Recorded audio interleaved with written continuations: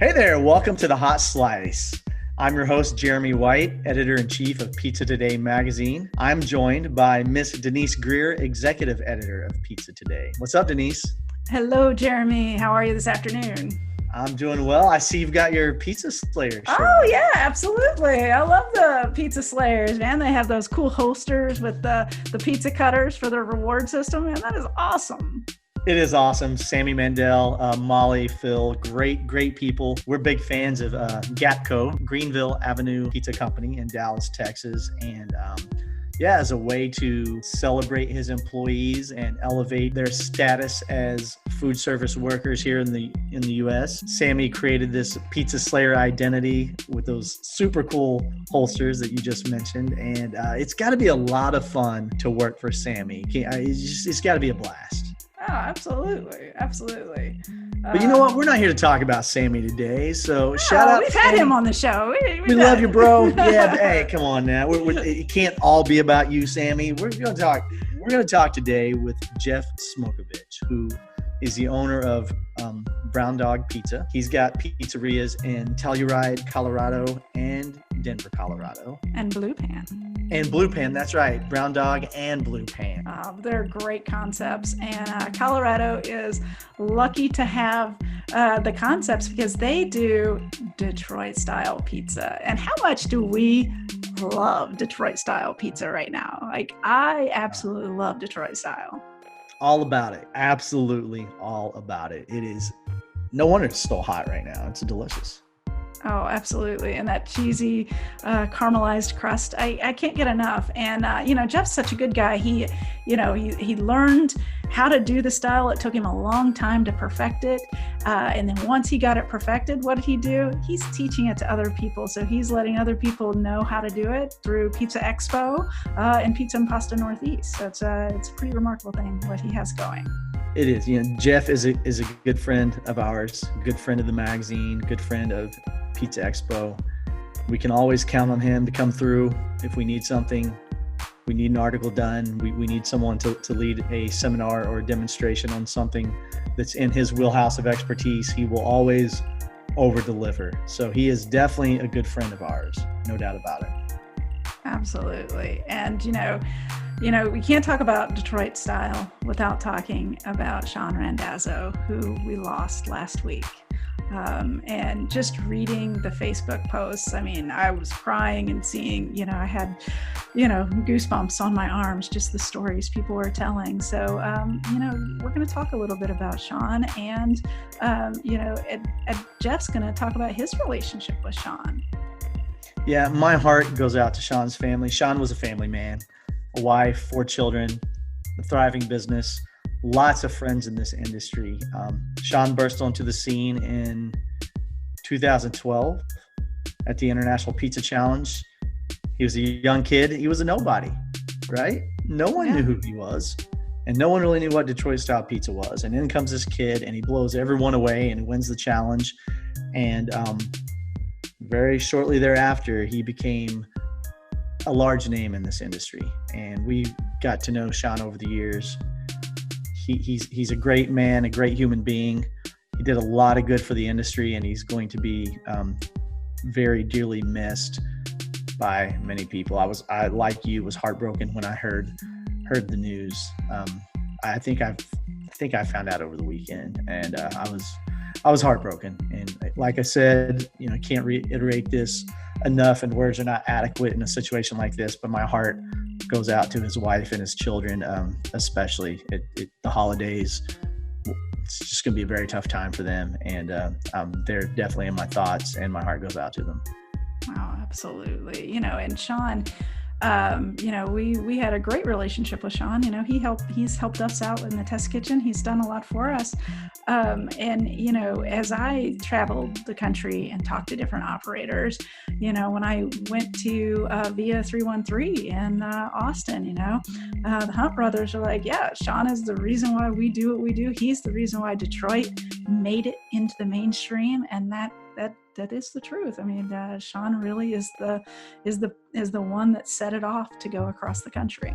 Yeah, the driving force and the advocate. He didn't create the style. The style was created long ago, and arguably perfected by others in the Detroit area long ago. So while he may not created the style, he definitely made it relevant now. Absolutely. And I think and Jeff really hits on that. He says it better than I ever could. So do you want to let's just roll right into our discussion with Jeff Smokevitch. Yeah, let's bring Jeff in for sure. Hey everyone, it's Katie, design lead here at Pizza Today, here to interrupt your podcast with a quick commercial break. For over 32 years, the multi-award-winning PDQ POS system has consistently been a top-rated point-of-sale system for pizzerias, delivery, and quick service. With built-in and seamless integrations to all top-tier third-party platforms, native online ordering and rewards, contactless POS functionality, and a delivery toolkit app that enhances all aspects of delivery, PDQ POS will help your restaurant achieve sustained growth while saving time, effort, and costs. Learn more today at pdqpos.com or call 877-968-6430. That's 877-968-6430. And now, back to the slice. Jeff, you're kind of known for being the guy who took Detroit-style pizza out west. You've got a shop in Denver, a shop in Telluride, Colorado, and when you enter those markets, no one had any idea what Detroit-style pizza was. You kind of had to introduce the style to your customer base and educate them on what it was. How difficult was it to sell Detroit style pizza in Colorado initially? Well, we started doing it over 10 years ago. And a quick story, the first day that I put it on the menu, we sold one Detroit style pizza. And we're like, this is great. I hope our sales, it couldn't get any worse than that. So, the next, and then going into the future, it started to pick up traction. But at the beginning, when I presented it to my staff and friends and family, the people in Colorado said, hey, you shouldn't call it Detroit style pizza. You should just call it Sicilian pizza. Because at the time, the city of Detroit was in a major downswing, and it wasn't a very popular place to be or talk about. So, we called it Detroit style pizza right off the bat, and it wasn't popular at all for the first year, I would say, that it was on our menu. Wow. And then it started to get popularity after that. But it's something. But before that, we had American pizza on the menu. We were already an established pizzeria. It was something that we were adding to the menu, and it took a long time for it to get popular, really. And this was 10 plus years ago. What was the watershed moment that suddenly made it become popular? Was it just a lot of education and marketing on your part, or sampling, or what made it turn the corner to where people were like, oh, let's embrace this now? Yeah, so I started competing in pizza competitions, and placed in a couple of them and did well, and didn't do so well in some other ones. But doing well in some pizza competitions is what really gained traction for us, and started our customer base for Detroit style pizza, and our customers came out and said, hey, let's try this, and let's try this award-winning pizza that you won with. And that's how it really got going for us in Colorado. So they weren't. If not for that, I don't know how we would have really survived keeping it on the menu, because the marketing that we got through pizza competition is really what catapulted it. Yeah, it makes sense. So people weren't necessarily coming to try out Detroit style pizza because they wanted to see what it was. Like, hey, he won all these awards. Let's see what this pizza's all about. Let's see what's special. Yeah. Nobody, and they come in and nobody has any idea what Detroit style pizza is. And the first thing everybody says, most people, when they come in and say, hey, I want to try your Detroit style pizza. Oh, is it like Chicago style? It's the immediate comparison to Chicago style. You said, oh, well, wait a second. It's still pizza, but it's in a different pan and baked at a different temperature. And you go into all the details of Detroit style pizza.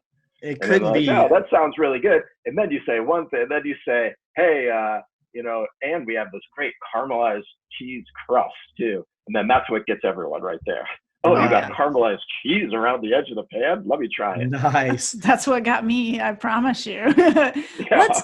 Let's rewind back for me. When did you come up with your dough style, and when did you come up with your dough recipe for Detroit and what you were going to present to your customers? Like, how long of a process was that for you to develop?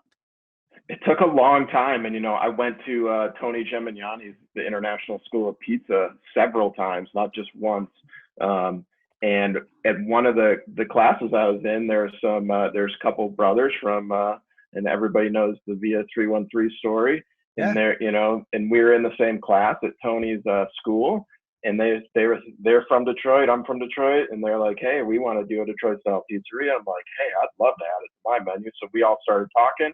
And, Tony wanted to add it to his menu there. So we all kind of powwowed, and, we all came up with very different ways of doing it. But in the end, it was all Detroit style pizza. So, after that class, I went back to Colorado, and I was literally working on it for about a year, our recipe, and the trial and error was crazy because, one, because of Colorado too, the dry climate here, it's very difficult to make dough, and the altitude too, especially in Telluride. Telluride's almost above 9,000 feet. Denver's, above 5,000 feet. So it's difficult in Denver, but Telluride is really hard. So, your dough will rise really quick, and then all of a sudden just deflate, and then you're just done, and then you got to start over. So I had tons of trial and error going through that, and I was coming up with the recipe actually in Telluride because that was my only pizzeria at the time. So it took a really long time for me to come up with a way and procedures to do it. And I think it's the same with with Tony and the Hunt brothers too. It all took us a long time. It seems like a really simple thing. Hey, let's just throw Detroit style pizza on the menu. No problem. Like, come up with it. It takes a lot of trial and error to do it right.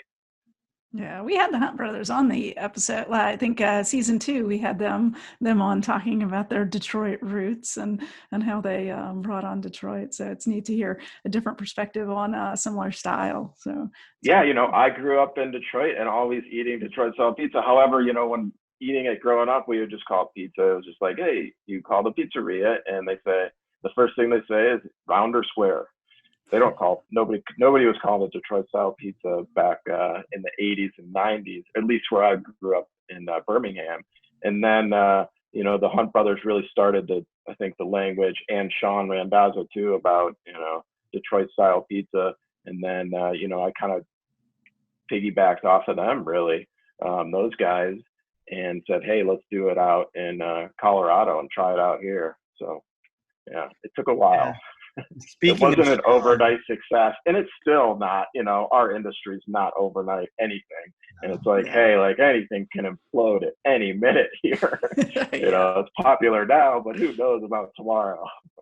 Yeah, for sure. Speaking of Shawn, I did want to talk about Shawn today. Shawn burst onto the scene about 10. I don't know the exact year. I should look it up, but 10, 12 years ago, burst onto the scene at International Pizza Expo in the International Pizza Challenge. Really young kid that no one had ever heard of, had no name recognition at all. And he shows up and he makes a Detroit style pizza, and he blows everyone away, and he wins a competition, and people are going crazy over his pizza out in Las Vegas. And we all remember that. You remember that. It was 2012. Can you believe it was that long ago? 8 years ago. Yeah. And then, Shawn spoke at Pizza Expo a few times. He contributed to the magazine, family man, all around great guy, friend of the industry, friend of everyone in the industry, friend of Pizza Today, Pizza Expo. And unfortunately, we received some very sad news that Shawn passed away just very recently, which is exceptionally sad. Do you have a good Shawn story, Jeff, that you can share with us? Oh yeah, man, I got tons of them. Shawn and I met in the pizza industry really at a competition way back when I when he was just starting out, and I think he had won maybe a couple of the previous, and I was just getting into it. I'm like, hey, who's this guy doing Detroit style pizza? I grew up in Detroit. Like, I want to start doing it too.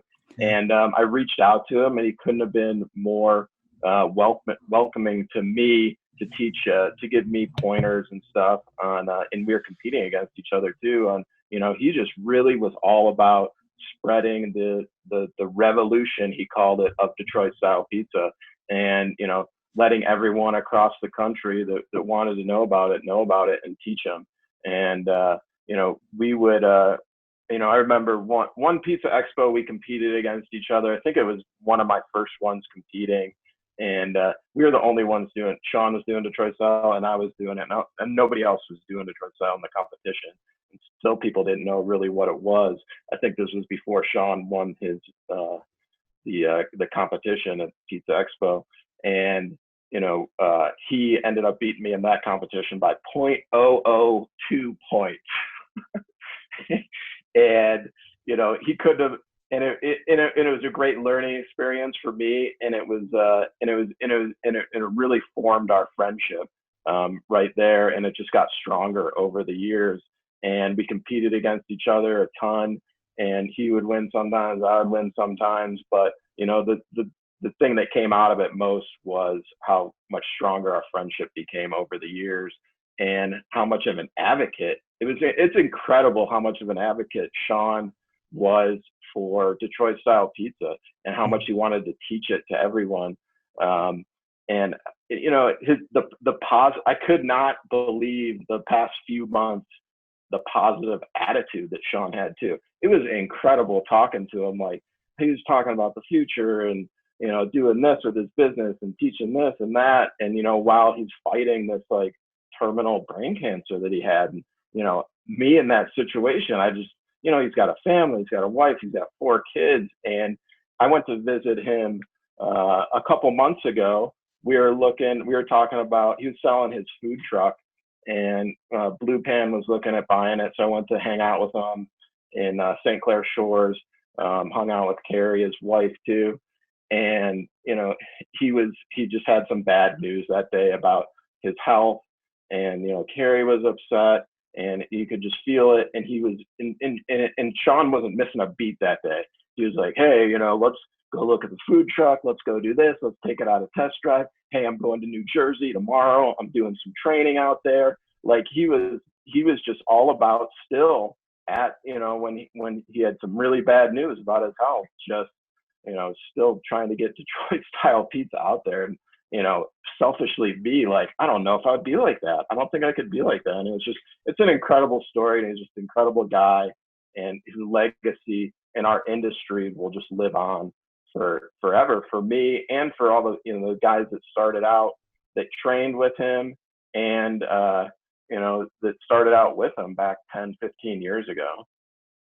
Yeah, well said, Jeff. And thank you for sharing that story. Shawn is going to be dearly missed. And one of the things I remember most about him is, as a competitor, he was intense, and he wanted to win. He wanted to do the best he could do, but he didn't mind sharing information, sharing technique, trying to help others, even people he was competing against and trying to beat that day. He would help them out. He would give them tips, pointers. Here's some things that go over well with judges out here. He actually was, me, I step onto the field, and you played college football, right? You step onto the field, you want to destroy that person. I want to hate you for 3 hours, and then I'll be your buddy afterwards. But while we're on the field, we're not friends. But Shawn wasn't like that. He was competitive, but he was friendly nonetheless. And we can't say enough good things about Shawn.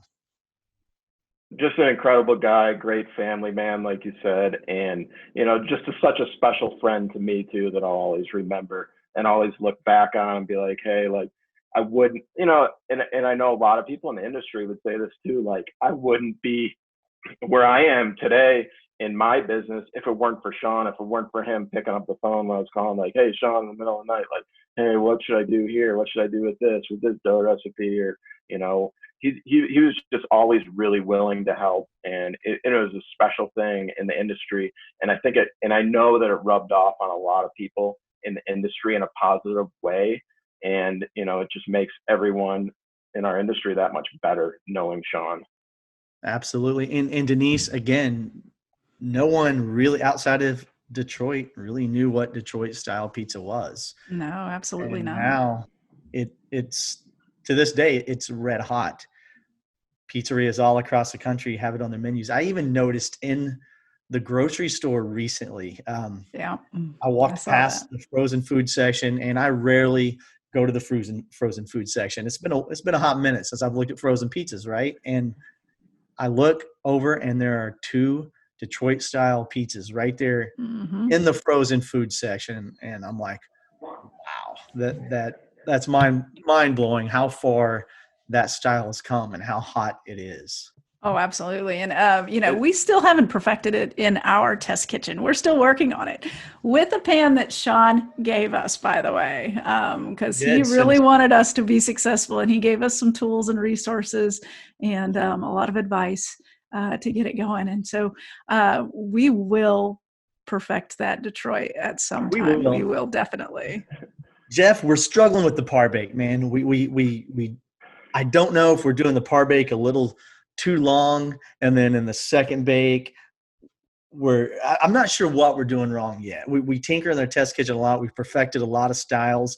We can make a Detroit that looks pretty enough that we can put the light angle, the light photography, and photograph it, and it looks like a job well done, but we bite into it and it's not there yet. I wish I knew. We need to bring you in sometime and give us a hands-on tutorial of what we're doing wrong, where we're messing up. What are we doing wrong? What are we doing wrong, Jeff? And I don't know what I'm doing right either. It's just, like I said, the trial and error, and it was just coming up with a way to do it, and it somehow worked. But, every day I go into the pizzeria and I'm like, hey, we need to tweak this little thing ours is never perfect either. We're far from perfect on what we're doing for Detroit. So we're always trying to make it better. And when I walk in and see it a lot of times, like, oh my God, I can't believe we're selling this right now. Like, we should maybe close today and, not offer Detroit style because this is not the way that I want it looking. But, being more of a perfectionist too, as the owner of the pizzeria, you're always seeing stuff wrong with it. But yeah, we're constantly tweaking stuff at Blue Pan and Brown Dog to, with the climate changing, the winter coming, now the proofing's different. And, there's so many different variables that go into making it. Yeah, one thing that Shawn and I did too, we have this, there's, the par bake, which we do at Brown Dog, and Tony does it. We do it at Blue Pan too. And then a lot of original Detroit style pizzerias do the raw bake, where they'll let the dough rise in the pan and then put their cheese and toppings on, possibly sauce too, before the bake.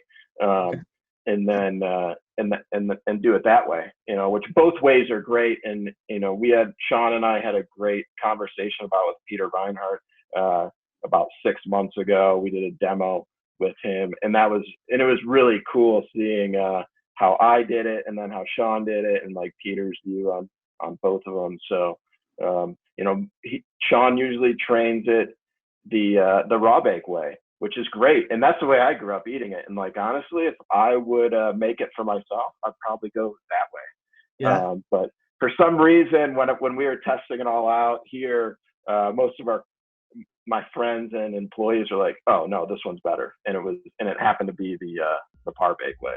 So not saying one or the other is better. It's just a different way to do it.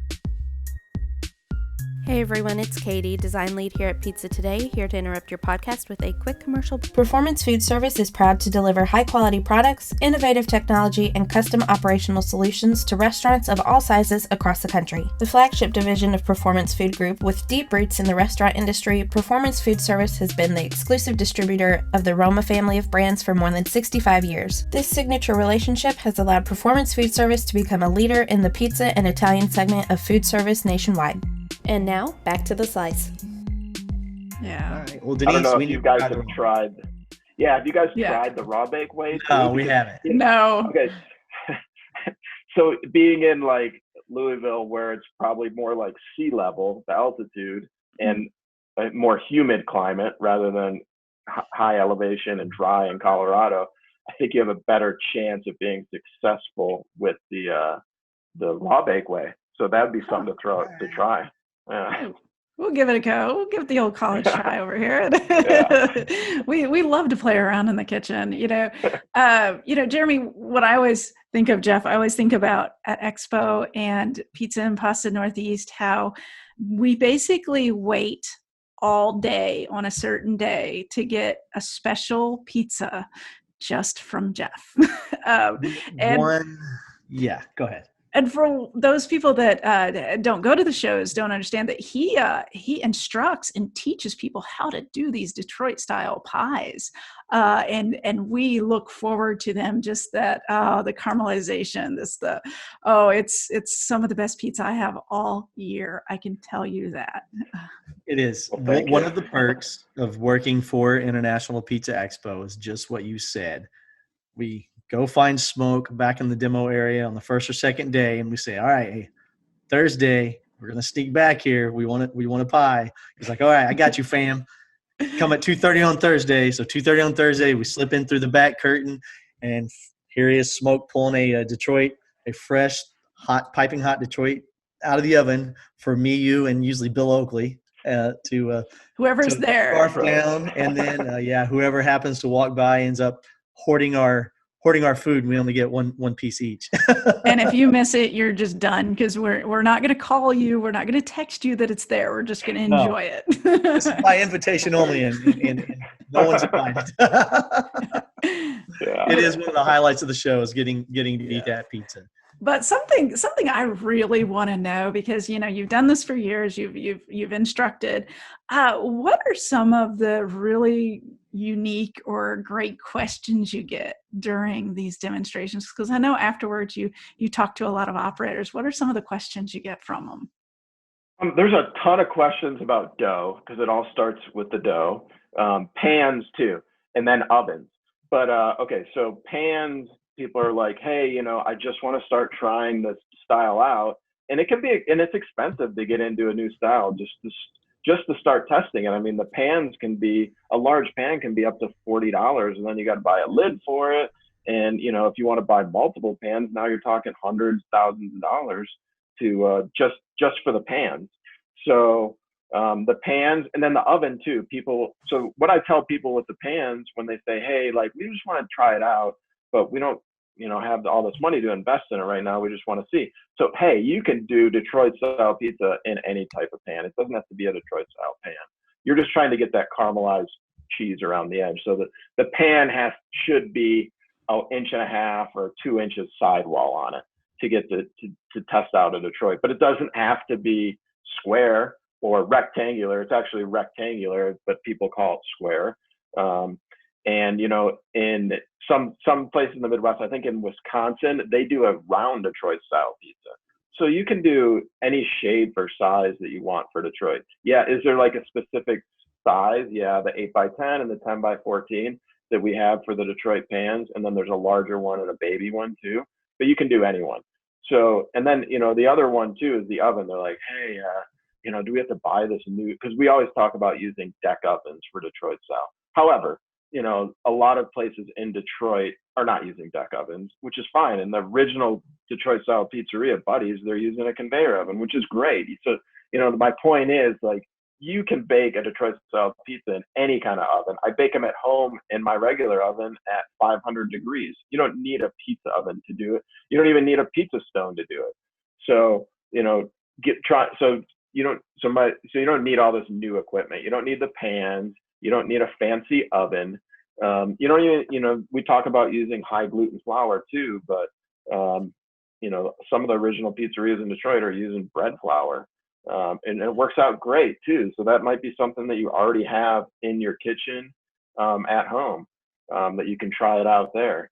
So, making an investment into Detroit style pizza doesn't require a huge capital investment. You can do it with, bare bones stuff that you already have in your kitchen. I gotcha. Nice. And, those are the biggest questions that I get all the time. Hey, because it's a lot of new people that come when I'm doing the talks at Pizza Expo.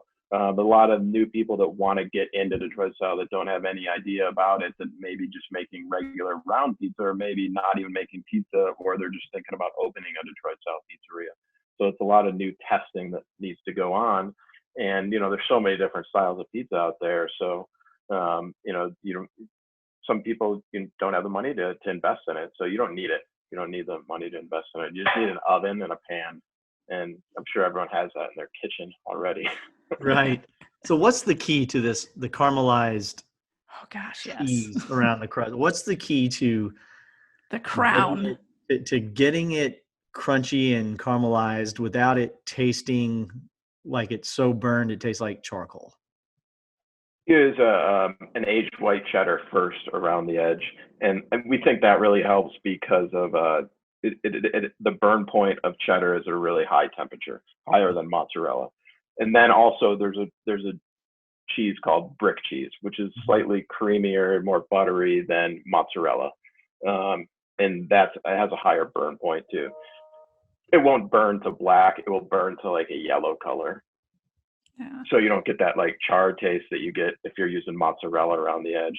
So it depends what you're going for on your caramelized cheese around it. But for us, we're using the aged white cheddar, and then we use a blend of brick and whole milk mozzarella, and we're really trying to get like that punch for the knockout of, hey, oh my God, that bite was so great on the caramelized cheese.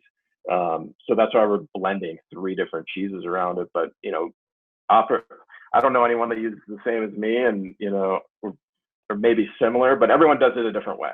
Is my point. And that's what works for us in our pan, at our temperature, at our climate.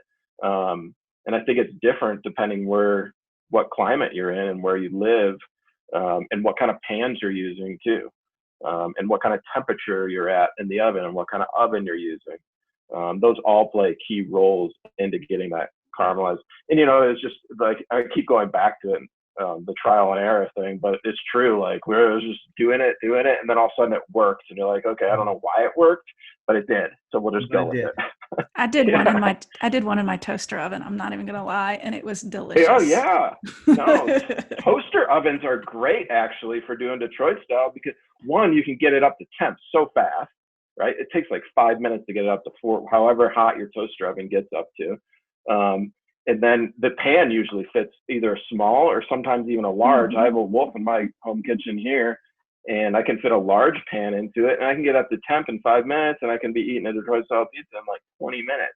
And if you do it in a regular oven, it takes 20 or 30 minutes to get it that hot. So I love using toaster ovens for Detroit style. When we go to when we do events like say we go to the news in Denver and like make a pizza on TV or something like that, that's what we use, toaster ovens for those pizzas. So they work fine. Denise, you were a visionary and didn't realize it. I didn't know. I'm going to start a pizzeria. It's going to be toaster oven pizza. Don't take it from me here, you guys. This is the concept. I'm going to get out of the magazine game and get into the pizzeria business game with my toaster oven concept. Yeah, every pizza has its own oven. You got like 20 toaster ovens stacked on your wall, right? And you just put one pan in each oven, and you get the perfect temperature. The problem too with the pizza oven thing is you're opening and closing the door, and it fluctuates temperature, but with your toaster oven, one pan, so the door can stay shut the whole time. I think you might be onto something. Oh, there you go. You just need like 50 toaster ovens. I'm not sure how the electrical circuits are going to work on that, but we'll make it happen. Figure it out. Thanks. Smoke is your consultant. Yeah, exactly. I'll cut you in. All right. Yeah, all right. Hey, so when does the sauce go on? After the bake or before the bake? Yeah, so we have pizzas that we'll do it. We do it always before the final bake. But, there's some sauce that we'll put on under the cheese too, depending on, if we have a lot of toppings on the pizza, we'll go sauce under the cheese. So we'll go, our par bake, and then put the sauce on like a regular round pizza. But you don't want to get the sauce quite to the edge of the pan, because now you get that burning. So and the sauce will burn on the edge of the pan. So we stay like, you know, about a half inch or so away from the edge of the pan if you're going under the cheese. But most of our pizzas, and like to be like authentic Detroit is what they say, it would go on top, and it would go in like 2 strips down the middle, like kind of tire tracks going down the middle of the pizza. And you know, we have it warm. We have a soup warmer in the kitchen with our pizza sauce in it. And before we put it in the oven, we put the pizza sauce in 2 strips. Now, and the reason we have it in the warmer is just to give it a little catapult of like, hey, we don't want to put cold sauce on a warm pizza in a hot oven. It just doesn't work. So we like to do it that way. But, you know, again, like everyone has different ways of doing it, because I know a lot of people that are doing the raw bake, which they'll just have the raw dough and then they'll cheese it, top, sauce. They may put the sauce on after it comes out of the oven, which is okay too. Either way, it's fine. It's just, again, how, like, what kind of flavor you're looking for. And then procedures too in the kitchen, you know, maybe tough to put it on after or before, depending on the kitchen setup and like your flow in there and, you know, the size. So there's all these different factors that go into it. But again, not a right or wrong way to do it. Just the way that we do it is before the bake. But I've tried it after too, and it turns out great. You're a little different appearance if you're going to put it on after, because the sauce may not blend into like the cheese and the dough as much. It'll be sitting more on top of everything, which depends what you're going for. Right. Denise, I've learned a lot today with our newly acquired education. I think we're ready to go back and try once more to master the style that we have not yet mastered. You know, I'm actually doing a make it home kit pizza party next week for my friends, because it's something I do every year. So I'm going to do a Detroit. I'm going to do it next Friday and post it. It's going to be great. We'll see. I can't wait to see the pic. So it should be good. Well, what kind of question do we want to go out on, Jeremy? What do we need Jeff to tell us today? We need Jeff to tell us what he is doing at International Pizza Expo in June, when finally the show happens after many postponements due to COVID. In June, we're all going to come together, one big pizza party again, one big pizza family. What are you doing at the show this year, Jeff? I'm going to be doing a Detroit style pizza demo. And you know, it's going to be, I'll do the par bake, and I'll probably do a raw bake too, and do the little comparison of the both of them, and go through the sauce and the dough and the caramelized cheese, pans, ovens, all that kind of stuff. So anyone that's looking to get into Detroit style, wants to fine tune their Detroit style pizza, please come. It's going to be, the expo this year is going to be incredible. Everybody I know that I've talked to is so excited to get out of their house, to go do something, to see all their friends and their family in the pizza industry, because we've been separated for so long, and we've been doing these, you know, calls and emails and all that kind of stuff, but we haven't actually been able to see each other in person. And we do usually on regular years, multiple times a year. And it seemed like forever. So, you know, mostly it's just going to be great seeing all my friends out there, you know, giving them a high five, maybe giving them a hug too, if everyone can do that. And it's just, you know, I'm more looking forward to just the whole event and being around everyone again. Yeah, we are too. Definitely. Same. All right. Jeff, thanks for giving us the time today. You know, thanks for remembering Shawn with us and talking a little bit about his influence on you in the industry. And thanks for the education on Detroit style pizza. Like you said, anyone listening who wants to delve into this style, definitely sit in on Jeff's demonstration at International Pizza Expo 2021 in June in Las Vegas, and you will learn a lot. Oh, absolutely. And it's lunchtime for me, so I'm really needing some Detroit style pizza now. I hear that. Yeah. All right. Thanks a lot, guys. Thanks, man. Okay. Thanks, guys. Appreciate you.